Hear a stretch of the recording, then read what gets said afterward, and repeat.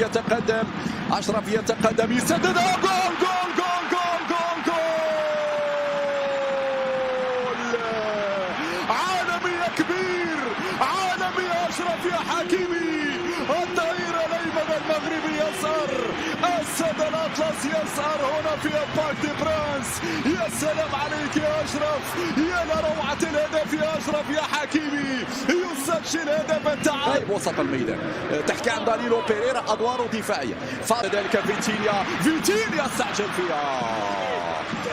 يسعد لي التنفيذ، مرفوع الكرة بالراس وبالراس ممكن. حكيمي اليوم مستانس، حكيمي اليوم متفوق، حكيمي في الجهة. حكيمي لا قلق بخصوص إصابة نيمار، فهو عائد اللي واصل غيابه أيضا بسبب الإصابة. أشرف حكيمي يدخل شايبي أمامنا على الصورة. نعم سدد ولكن وبدقائق أكثر. الكلام عن إلياس حسني. أشرف حكيمي راوغ رائع، كمن ترايع كمن ترايع كمن ترايع. حكيمي فيها صافرة، يفعل العجب العجاب هنا بمراوغاته بجرأة. لأشرف حكيمي متحرر كثيرا. أشرف حضر بالصورة المعهودة. سولير لم يكن متألقا في انتظار هذه السمة اللي كان معروف عليها نادي باريس سان جيرمان. زكريا عنده ميسي لكن قدم أكثر من اللزوم. كرة قدم سمة اللي كان معروف عليها نادي باريس سان جيرمان. زكريا يسدد اللاعبين خارج فرنسا. هنا الكرة البينية من الآن يمر إلى السرعة القصوى بالكعب جميلة. هنا يدخلون كثير للعمق، يدخلون كثيرا للمنتصف. لأن أشرف حكيمي 1 ضد 1. أشرف لا زالت عنده الكرة للمباراة. أشرف حكيمي الكرة رائعة من أشرف، يلعب لسولير. ميسي يتقدم، ممتازة لأشرف حكيمي. أشرف حكيمي يذهب كارلوس سولير. دانيلو مرة جانبية، الحكم قال فيها معك فيها يا حكيمي. هذه لو مررتها لأنه زاوية ليونيل ميسي حطها، لكن من هذه مراوغة ممتازة، تسديدة، جول! عالمي يا أسطورة، عالمي يا أسطورة يا محبوب الملايين. هكذا السحر، هكذا الجمال، ولجمالية اللقطة ولجمالية.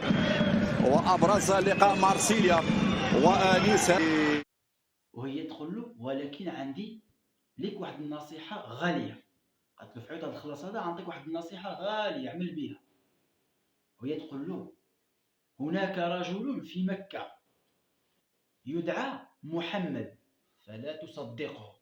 قالت له كاين واحد الراجل في مكة كيقول له محمد، كيقول على انه رسول ونبي فلا تصدقه.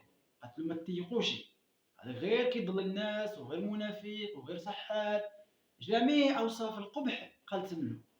والرسول صلى الله عليه وسلم في هذه اللحظه كيتصنت لها، ما قطعاش، ماشي قطع الكلام ديالها خليها بلات ما هو انا محمد، لا خلاها حتى كملت.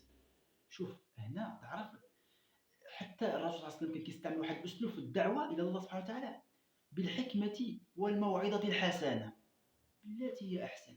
ما قطعاش وقال لها بدي بلاتي اش كتقول انا هزيت معاك المنافق، لا خلاتها كملت بلات. قول مع راسك، عارفه مرا كبيره، عارفه شنو فيها لا وعارفه شنو يعني قدر لها الظروف اللي عايشه فيها، وهي غير سمعت ما عمرها شافته، وكيعرف الكفار كيوصلوا للحاجه مغلوطه دائما. خلاتها كملت. قالت له هذاك منافق وساحر وكذاب ما يسواه ما يصلح، ما تيقوش، ما عندك تيقو، هي تيقتو راه طيح في البال. حتى كملت ويقول لها